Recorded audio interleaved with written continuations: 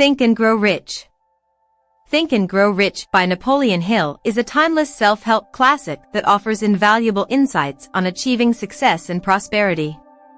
With its practical techniques and inspirational anecdotes, this book has become a must-read for entrepreneurs and individuals seeking personal development. Napoleon Hill was an American author in the New Thought movement, one of the earliest producers of the modern genre of personal success literature, and is widely considered one of the great writers of success. Introduction. Think and Grow Rich, 1937, is among the best-selling books ever. Think and Grow Rich by Napoleon Hill examines the psychological power of thought and the brain in the process of furthering your career for both monetary and personal satisfaction. Initially published in 1937, this is one of the all-time self-help classics and a must-read for investors and entrepreneurs. Despite the book's title, this book is not about how to increase your income and become rich. The author's philosophy can help anyone succeed in their professional life, achieve their aspirations, and attract success, but it's a must-read for investors and entrepreneurs. You are the master of your fate, the captain of your soul. Think and Grow Rich is a state of mind. It exploits the power of thought to manifest solid desires and a definite purpose into reality. Turning your all-consuming obsession, definite purpose, into a reality is a challenging task. However, you will win if the desire is strong and you are willing to raise the stakes. The author projects the following formula. Desire plus ideas plus plans plus massive action equals success. To get from where you are to where you want to be, the author highlights, never quit. Never give up. Focus. Seek help. Make new connections. Take different approaches. Seek additional resources to help you improve your job search skills. Persist and find people who can help you to achieve your goals. Part 1. Desire. What do you desire above everything else? A powerful desire to achieve a goal uses a combination of two types of motivation. Pull motivations. The outcome of the goal is so favorable that it pulls you towards the plan. Push motivations. You are pushed to action because of the negative consequences of not taking action. The author provides the mindset for 5 critical areas of desire. Career, going from what do I get to how will I grow, requires shifting from ego-driven concerns, title, salary, benefits, etc., to growth opportunities within the company and position. Leading, first, you must follow and learn from an existing leader. How would it affect your career if you became an apprentice to someone at the top of your field you admire? Money. This is a series of steps the author suggests for money-based desires. Be definite as to the amount of money or type of job. Determine precisely what you intend to give in return for the money you desire. Establish a definite date when you intend to attain the money you desire. Create a definite plan for carrying out your desire and begin at once. Read your written statement aloud twice daily. Failure. Look for lessons within failure and examine them without the emotional attachment of why something has failed. Use failure as a growth opportunity towards more significant accomplishments. Other people's desires. By helping the owner of a company or a manager achieve their goals, as an employee or freelancer, you also advance your own goals because you progressively start excelling at the area of interest, provided this area is aligned with your own goals. Part 2. Faith. Your success or failure is based largely on your self-belief, and a mindset of positive expectancy is the foundation of which your success can be achieved. Faith is the starting point of success and the glue that holds it together. As a state of mind, faith can be induced or created through affirmations or repeated instructions to the subconscious mind. By encouraging positive emotions and eliminating negative emotions, such as doubt, denial, and fear, faith can be a valuable tool in various ways. It is an antidote for failure. By believing in yourself, others will believe in you, too. Employers seek successful, confident people who can make a positive impact. To summon faith in the form of self-confidence, the author suggests that you sign your name to a statement, which you should be repeating daily, subconsciously influencing your thoughts and actions. This statement should include affirmations that acknowledge certain things about yourself. That you have the ability to achieve your purpose. That you promise to take action. That you understand that your thoughts will gradually transform into a physical reality. That you promise to dedicate time to ensuring that these thoughts become real. That you understand the importance of self-confidence and promise to spend 10 minutes a day working on this. That you will never stop trying to achieve your goals. That you are willing to serve others and, in turn, will get others to help you. Find examples of people where you want to be, career-money- influence-wise, you name it. Use their standards to keep your faith strong and remind yourself that your desire is possible to attain. Part 3, Autosuggestion. The medium for influencing the subconscious. The principle of autosuggestion communicates our desires directly to the subconscious mind in a spirit of unshakable faith. Through routine repetition of our conscious thoughts and desires to ourselves, we can regain absolute control over the material which reaches our subconscious mind, exercising control over our decisions, feelings, and actions.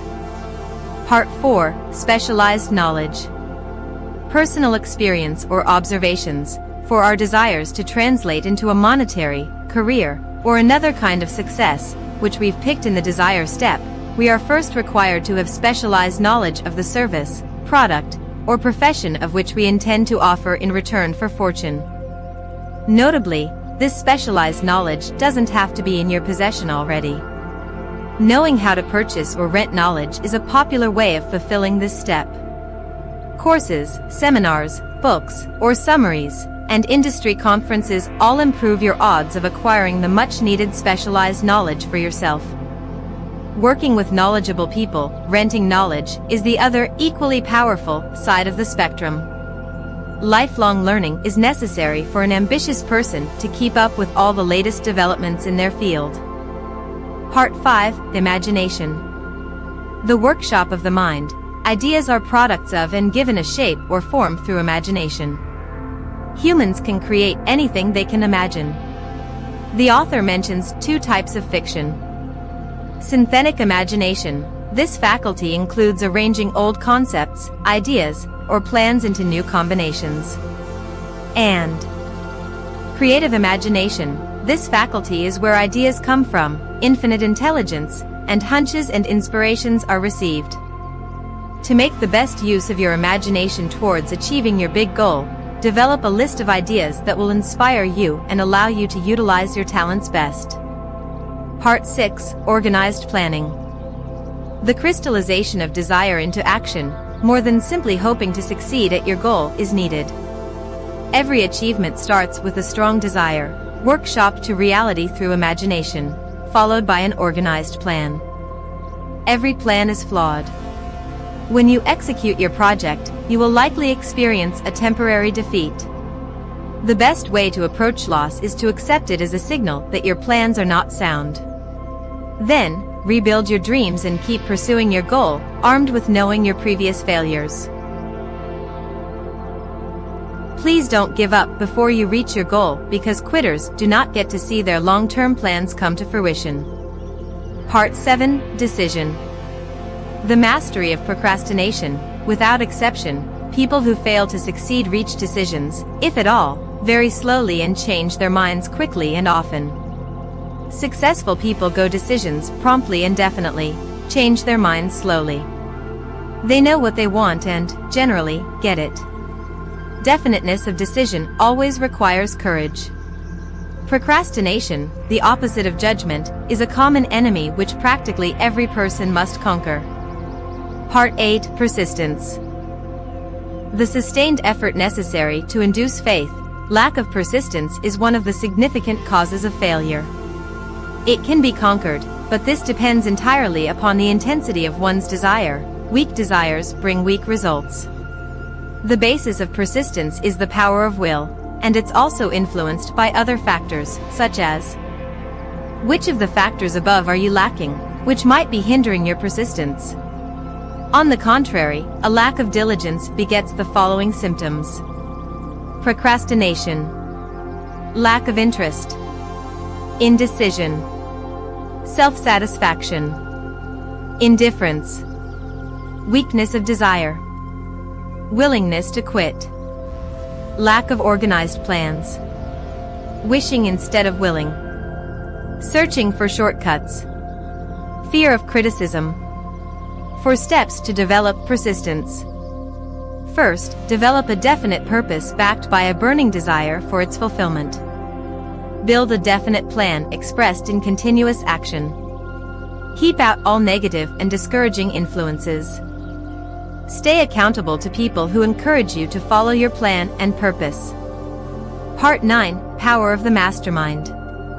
The driving force. A mastermind is having a team of people in place whose job it is to help you succeed and carry out your plans.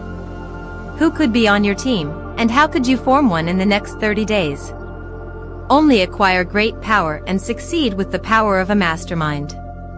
According to the author, the goal of a mastermind is to convert knowledge into power by organizing it into definite plans and then translating strategies into action.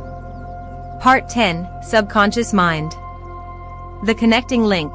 The subconscious mind is the connecting link between the finite mind of a human and infinite intelligence. The subconscious mind can be used to transmute your desires into their physical or monetary equivalent. However, if you fail to plant your desires into it, as a result of your neglect, it will feed upon any thoughts that reach it. To gain control over your subconscious mind, form the habit of applying and using to your advantage the following 7 primary positive emotions: desire, faith, love, sex, enthusiasm, romance, and hope.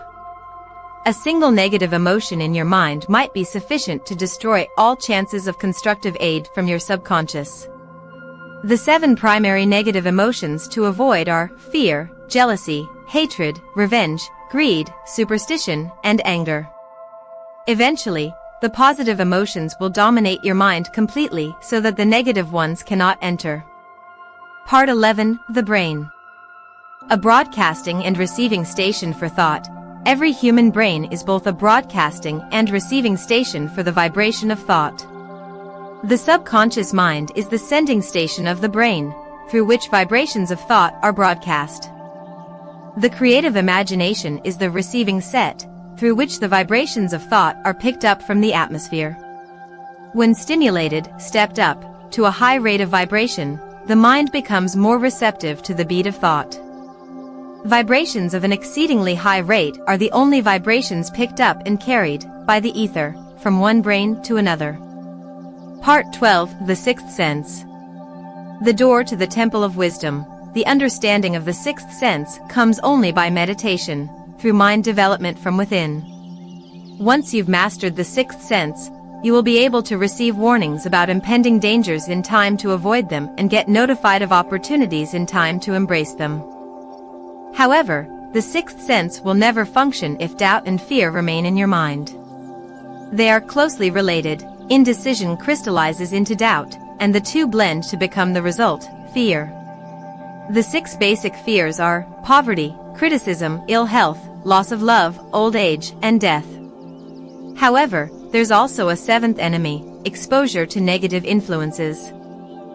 To shield yourself from this enemy, like all people who accumulate great riches, you have to put your willpower into constant use until you build immunity against negative influences in your mind. Deliberately seek the company of people who influence you to think and act from a positive standpoint.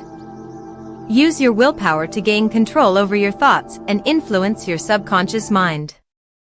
Fear is just a state of mind. It is subject to management and direction. Use this knowledge to your advantage. Conclusion. The book exploits the power of thought to manifest solid desires and a definite purpose into reality. Faith is the glue that holds it all together. Every achievement starts with a strong desire, workshopped to the fact through imagination, followed by an organized plan. Successful people reach decisions promptly and definitely, changing their minds slowly. Lack of persistence is one of the significant causes of failure. To acquire great power and succeed, you need the help of a mastermind. Fear is just a state of mind. It is subject to control and